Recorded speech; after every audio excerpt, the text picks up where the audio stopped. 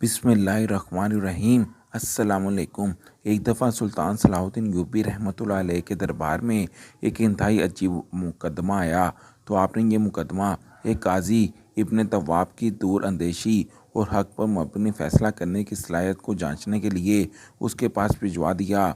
काजी इब्न तवाब के सामने ऐसे तीन नौजवानों को पेश किया गया जिनमें से एक ने कसाब के नबीना लड़की के साथ ज़्यादती की, जबकि बाकी दो ने अपने दोस्त की खातिर उस लड़की को वगलाया।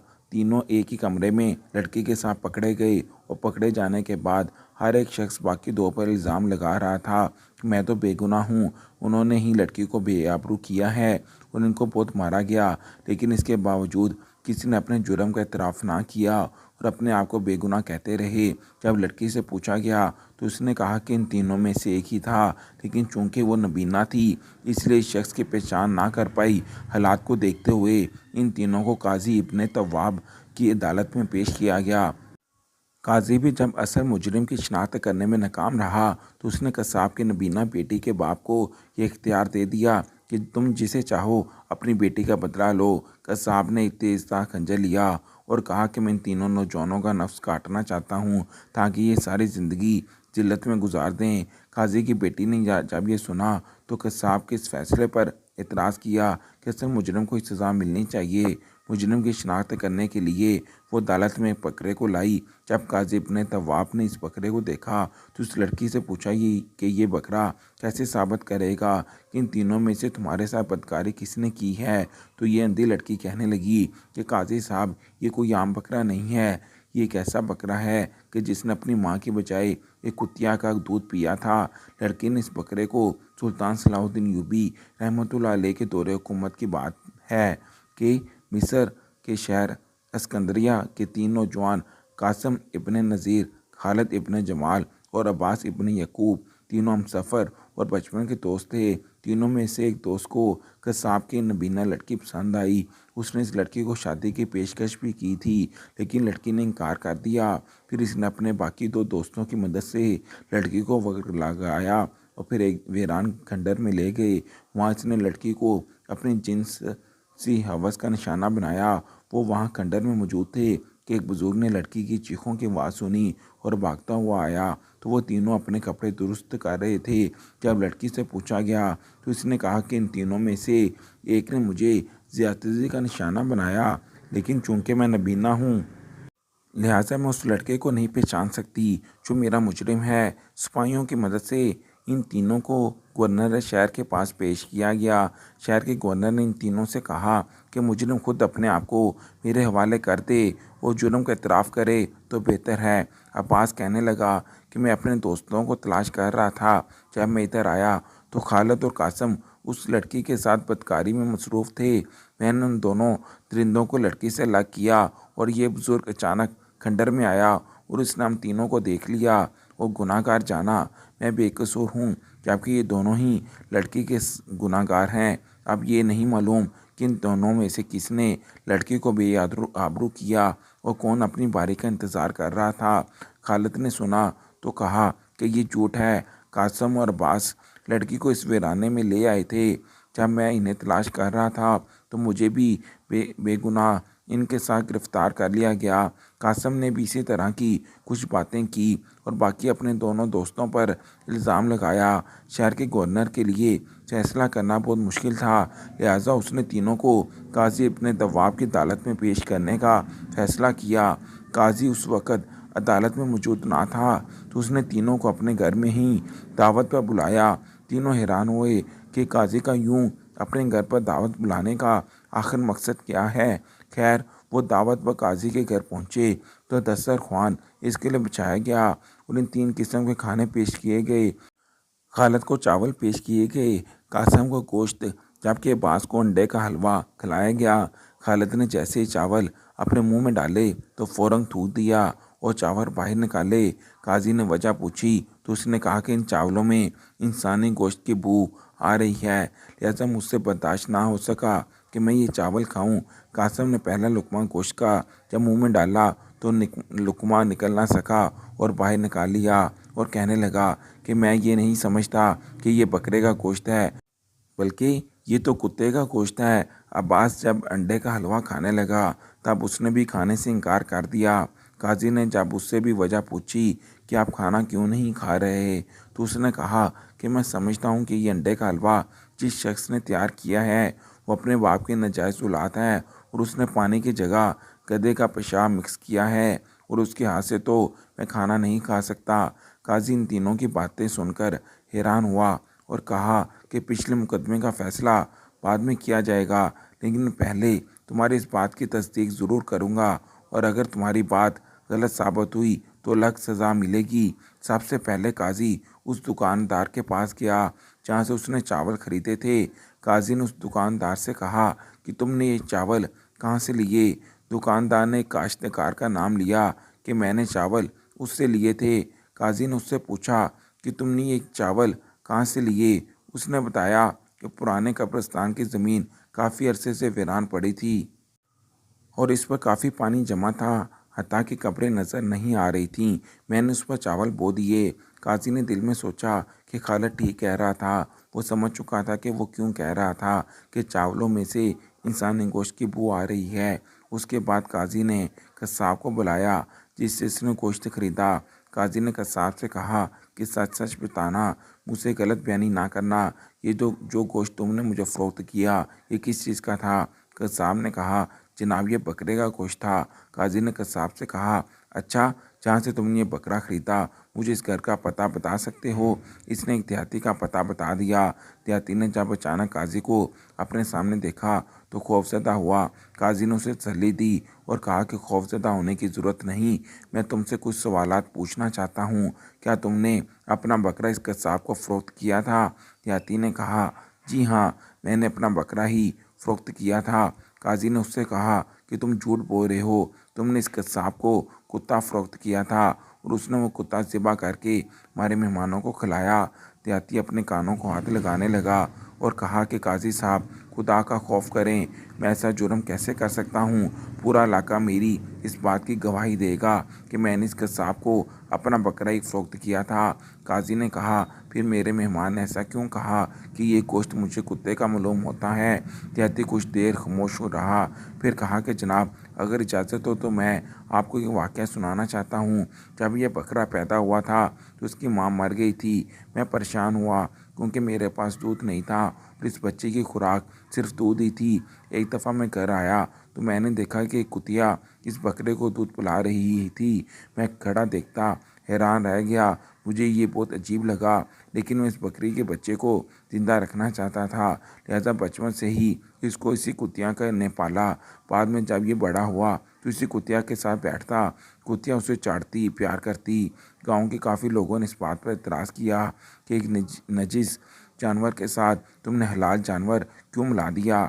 आखिरकार तंग आकर मैंने ये बकरा कसाब को फ़रोख्त कर दिया, लेकिन इसको हकीकत ना बताई। काजी समझ चुका था कि क्यों कासम इस गोश्त में से कुत्ते की बदबू आ रही थी।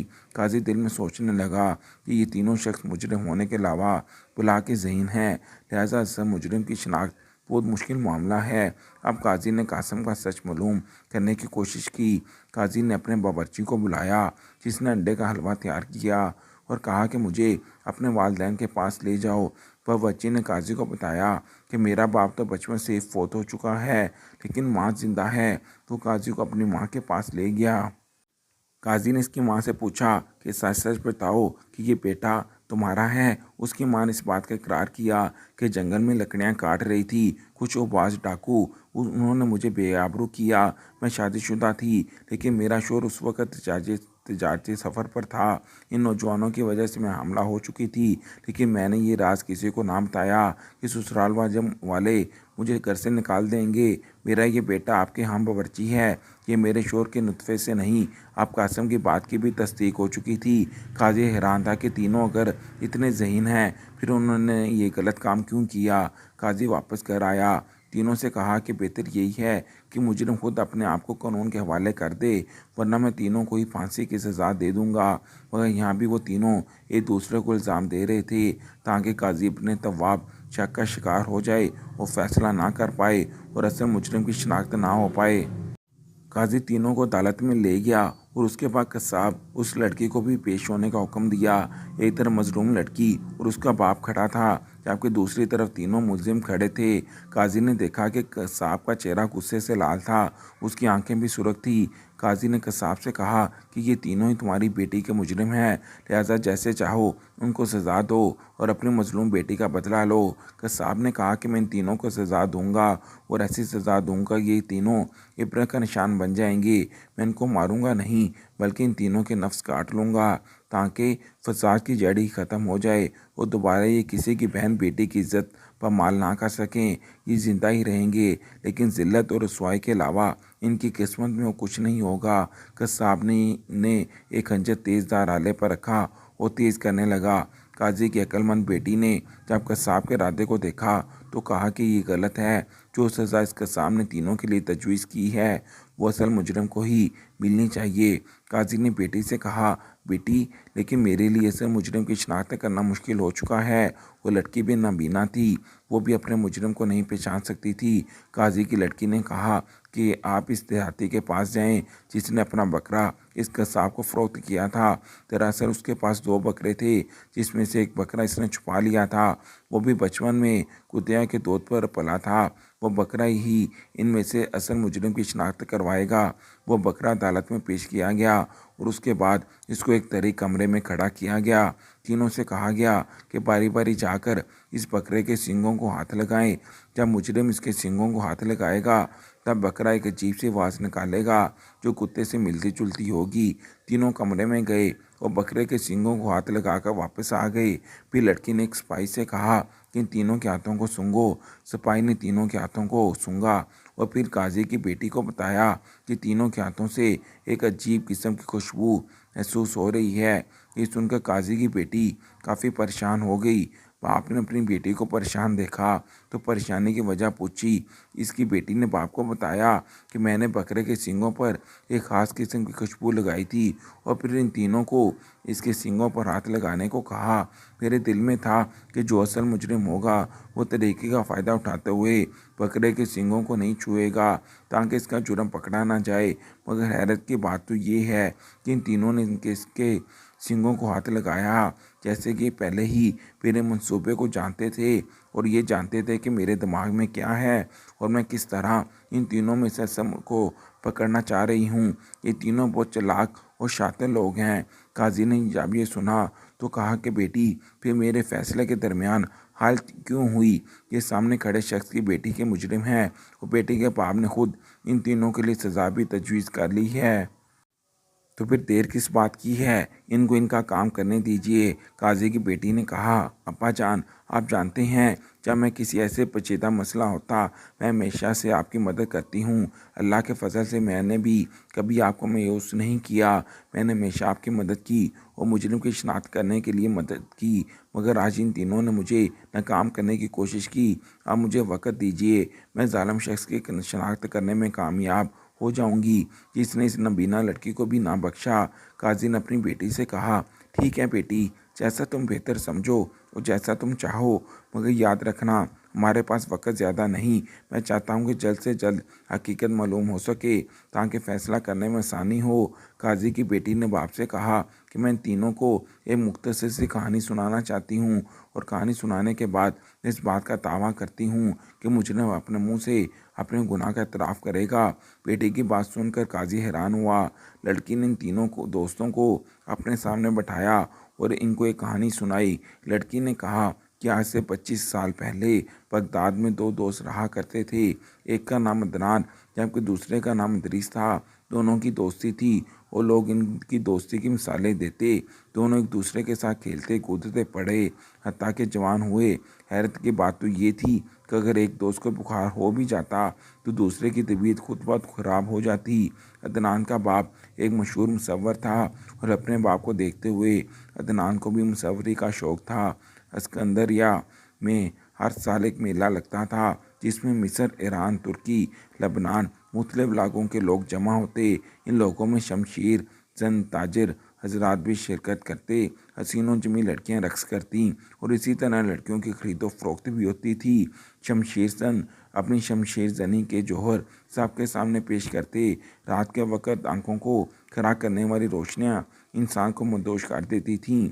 अमीरों कबीर लोग अपने हुजरे में बैठ जाते तो खूबसूरत लड़कियां उनके सामने रक्स करती। इसी मेले में मुसव्वर उमर, जो अदनान का बाप था, अपनी दुकान लगाता, अपनी मुसव्वरी के आला शाहकार लोगों के सामने रखता। देखते ही देखते इसकी तस्वीरें फ़रोख्त हो जाती। एक दफ़ा मुसव्वर उमर सख्त बीमार था। उसने अपने बेटे अदनान से कहा कि मेरी जगह आज तुम दुकान पर ठहरना, ग्राहकों का बहुत ज़्यादा रश होगा, लिहाजा तुमने ही इसको डील करना है। अदनान अपने बाप की दुकान पर बैठा था कि उसका दोस्त अदरीस परेशानी की हालत में उसके पास आया। अदनान ने उससे परेशानी की वजह पूछी तो अदरीस ने बताया कि मैंने मेले में एक लड़की को देखा है। वो एक शहज़ादी थी और इस शहज़ादी के साथ एक कनीज़ भी थी। वो एक परी चेहरा लड़की थी और मुझे बहुत पसंद आई थी और अब मैं उसके बगैर ज़िंदा नहीं रह पाऊँगा। अदनान ने जब अपने दोस्त को परेशान देखा तो अपने बाप की दुकान बंद की और अपने दोस्त के साथ उस परी चेहरा लड़की को ढूंढने निकल पड़ा। इन दोनों दोस्तों ने उस लड़की को ढूंढने के लिए पूरा इलाका छान मारा, हर गली में गए, मगर लड़की ना मिल सकी। दूसरे दिन वो मेले में उस लड़की को तलाश करने के लिए निकल पड़े, लेकिन फिर भी वो लड़की उन्हें ना मिल सकी। अब 10 रोज़ा मेला ख़त्म हो चुका था, लेकिन लड़की ना मिली और अदरीस बेहद परेशान था। तो उसके दोस्त अदनान ने उसे तसल्ली दी और कहा कि मेरे होते हुए तुझे परेशान होने की ज़रूरत नहीं, तुम मेरी जान हो। उस लड़की का हुलिया बताओ, मैं उसकी तस्वीर बना लेता हूँ। अदरीस ने उस लड़की का हुलिया बताया तो अदनान ने अपने हाथों से जादू और उस लड़की की तस्वीर तैयार की। अब जब तस्वीर मुकम्मल हुई तो इदरीस ने कहा कि इस तस्वीर में 2 खामियां हैं, निचले होंठ के साथ दिल नहीं और लड़की की जुल्फ़ें कुछ ज़्यादा लंबी थीं। अदनान ने तस्वीर में दोनों चीज़ें लगा दी तो इदरीस चीख उठा कि ये तो हूबहू उसी लड़की की तरह है।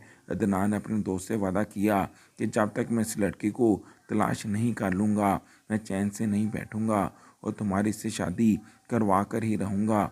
अगले ही दिन अदनान ने अपने घर को खैर बात कहा और अपने दोस्त को अलविदा कहते हुए लड़की की तस्वीर को जेब में रखा और उसको तलाश करने के लिए निकल पड़ा। उसने हर इलाके का चप्पा चप्पा छान मारा, लेकिन लड़की ना मिल सकी। दिन रात वो लड़की को तलाश करता रहा और साथ साथ अपने दोस्त के बारे में खैरियत भी दरियाफ्त करता रहा और उसे बताया गया कि उसका दोस्त सख्त बीमार है। ये सुनकर वो भी बीमार पड़ गया, लेकिन इसके बावजूद उसने लड़की की तलाश जारी रखी। हत्ता कि 1 साल का अरसा गुजर गया, लेकिन लड़की ना मिली और साल के बाद दोबारा सिकंदरिया किसी मेले का इनेकाद हुआ, जहाँ इदरीस ने लड़की को पहली बार देखा था।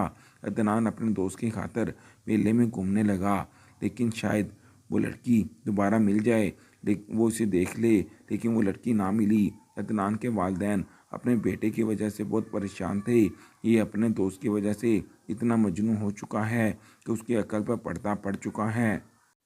वह हैरान थे कि क्या कोई शख्स अपने दोस्त की खातिर इतना भी जुनूनी हो सकता है कि उसे अपनी भूख प्यास अपने वालिदैन तक का एहसास ना हो। उन्होंने अपने बेटे अदनान को बहुत समझाया, लेकिन उसने कहा कि अगर अदरीस को लड़की ना मिली तो वो मर जाएगा और मैं दोस्त की जुदाई बर्दाश्त नहीं कर पाऊँगा। इसलिए उसने अपने वालिदैन को माजरत की और दोबारा लड़की की तलाश के लिए निकल पड़ा। वालिदैन ने सोचा कि अब उसकी शादी करवा देनी चाहिए ताकि उसके दिमाग से अदरीस निकले और अब उसे एक अच्छी हमसफ़र लड़की मिल जाए। मुसव्वर उमर ने अपने बेटे अदनान के लिए एक लड़की पसंद की और उसकी शादी कराई। सुहाग रात जब उसने लड़की का घूंघट उठाया तो अदनान को झटका लगा। लड़की ने कहा, सरताज क्या हुआ, मुझसे कोई गलती हुई? अदनान ने अपनी दुल्हन से कहा कि देखो कि अगर एक शौहर होने के नाते मैं तुझसे कहूँ कि तो क्या तुम मेरी बात मानोगी? दुल्हन ने कहा कि मैं हर वो बात जो खुदा और उसके रसूल की शरीयत के ख़िलाफ़ ना हो वो ज़रूर मानूंगी। अदनान ने दुल्हन से कहा, नहीं, जो मैं कहूँगा तुझे मानना पड़ेगा, वरना ये मासूम शख्स अपनी जान से हाथ धो बैठेगा। वो मेरा दोस्त है, आज से 2 साल पहले उसने तुझे देख लिया था एक मेले में और तब से लेकर आज तक वो तुम्हारे इश्क में मुब्तला है, बिस्तरे मर्ग पर पड़ा है। मैंने उससे वादा किया था जैसे तुम मिलोगी मैं तुझे अपने दोस्त के पास भेज दूंगा। खुदा मेरी इस हालत पर रहम करो, मैं तुम्हें तलाक देना चाहता हूँ और अपने दोस्त के यहाँ भेजना चाहता हूँ ताकि तुम उसके पास जा सको और उसकी जान बच जाए। दुल्हन ने कहा कि ठीक है, मैं आपके दोस्त के पास चली जाती हूँ, लेकिन आप मुझे अभी तलाक मत दीजिएगा। जब मैं वहाँ पहुँच जाऊँ तभी तलाक दीजिएगा। अदनान ने कहा कि ठीक है। दुल्हन ने जाने की तैयारी की, एक घोड़ा मंगवाया और आधी रात को दरीस के बताए हुए पता पर चली। आधी रात का वक़्त था। कुछ राजन जंगल में बैठे थे। उन्होंने देखा कि एक खूबसूरत लड़की घोड़े पर सवार इनकी तरफ आ रही है। उन्होंने लड़की का रास्ता रोका, लड़की को पकड़कर अपने सरदार के पास ले गए। डाकुओं के सरदार ने देखा कि जेवरात से लदी हसीनो जमी लड़की उनके सामने खड़ी है। सरदार ने उससे पूछा कि आधी रात को तुम यूं अकेली कहाँ जा रही हो? लगता है कि तुम्हारी नई नई शादी हुई है। इतनी हसीनो जमी लड़की। दुल्हन, आधी रात को अकेले निकलना खतरे से खाली नहीं। दुल्हन से ने बताया कि मैं हकीकत तो आपको नहीं बता सकती, लेकिन इतना ज़रूर बताऊंगी कि मैं किसी शख्स की जान बचाने की खातिर जा रही हूँ। अगर मैं वक़्त पर ना पहुँची तो वो मर जाएगा। सरदार ने जब ये सुना तो कहा कि मैंने भी कच्ची गोलियाँ तो नहीं खेली, ऐसा शिकार आसानी से तो मैं नहीं जाने दूंगा। लड़की ने कहा, सरदार, मैं आपसे वादा करती हूँ कि अगर आप मुझे यहाँ से जाने दें तो 24 घंटे के अंदर वापस आपके पास आऊँगी और बहुत सारा माल और जेवरात लेकर आऊँगी।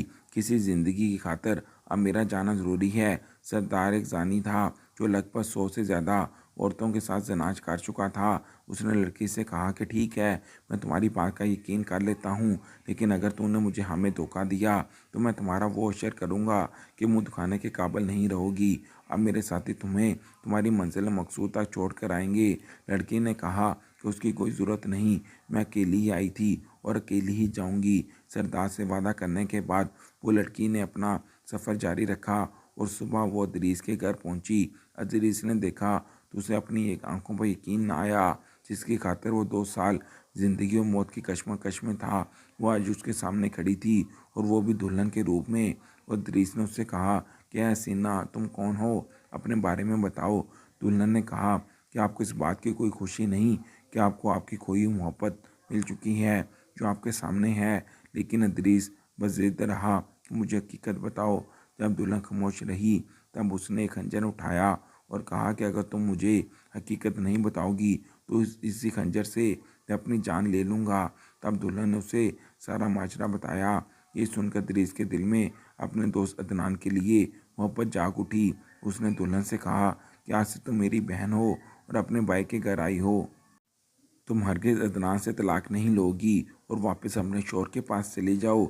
जब दुल्हन वापस जाने लगी तब अदरीस ने कहा कि भाई बहनों को खाली हाथ तो नहीं भेजते, इसलिए इसने बहुत सारे माल और जेवरात दुल्हन को दे दिए और कहा कि मेरा एक आदमी तुम्हारे साथ जाएगा।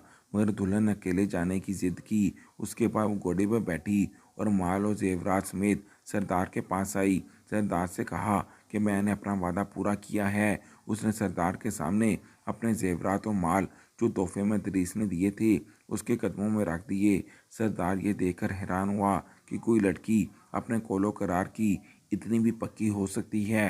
ये कोई आम लड़की नहीं जिसने अपना वादा पूरा करने के लिए अपनी ज़िंदगी खतरे में डाली और वापस हमारे पास आई। हालांकि वो बासानी फरार भी हो सकती थी।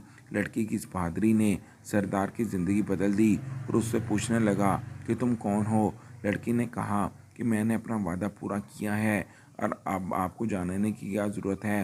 लेकिन वो बज़िद रहा। जब लड़की ने सरदार को सारी दास्तान सुनाई तो वो मुतासर हुआ। उसने कहा कि आज तुमने इस नापाक इन शख्स को बदल डाला। उसने लड़की के सर पर हाथ रखा और कहा कि आज से तुम मेरी बेटी हो और अगर बेटी इतनी नेक हो तो उसके बाप को भी गुनाहों से बाहर आना चाहिए और तौबा कर लेनी चाहिए। सरदार ने दुआओं से उस लड़की को वहाँ से रवाना किया और जेवरात और माल भी दे दिया। लड़की वापस दनान के पास आई तो दनान उसे देखकर हैरान हुआ।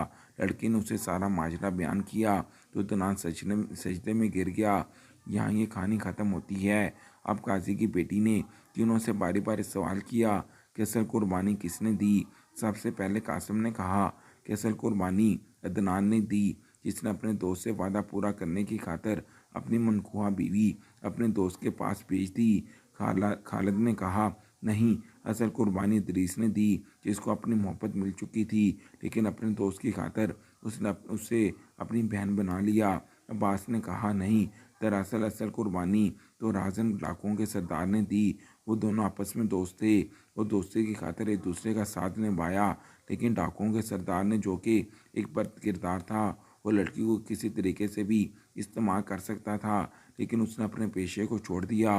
वो लड़की को अपनी बेटी बना लिया। काजी अपने दवाब की बेटी ने अपने बाप से कहा कि यही बास ही असल मुजरिम है, इसका नफ्स काट कर इबरत का निशाना बनाया जाए। अदालत में मौजूद हर शख्स हैरान था और काजी ने बेटी से पूछा कि तुझे कैसे पता चला कि ये मुजरिम है। काजी की बेटी ने अपने बाप को बताया कि आदमी जिस अदात का मालिक होता है, इसी खासियत को लोगों को पसंद करता है। अब्बास खुद जानी है, इसलिए इसने एक जानी जरदार को पसंद किया और उसकी तारीफ़ की, तो मैं इसके ज़हनी रुझान को समझ गई। बाद में अब्बास ने भी इस बात का इकरार कर लिया कि मैं ही असल मुजरिम हूँ और मैंने इस नबीनापन को देखते हुए उस लड़की को ज़्यादती का निशाना बनाया था, क्योंकि मैं जानना चाहता था कि इसको दिखाई नहीं देता और कभी भी ये मुझे पहचान नहीं सकेगी। लेकिन मैं नहीं जानता था कि इस दुनिया में हर चालाक और तेज़ इंसान की निस्बत उससे भी ज़्यादा कई लोग चालाक और तेज़न हो सकते हैं। आखिर फिर बड़ी अदालत में काजी इतने दबाव ने हुक्म दिया और मुजरिम का नफ्स काट लिया गया और उसे इबरत का निशाना बनाया गया, जबकि उसके बाकी दो दोस्तों को कैद में डाला गया और उन्हें 5 साल की सज़ा सुनाई गई।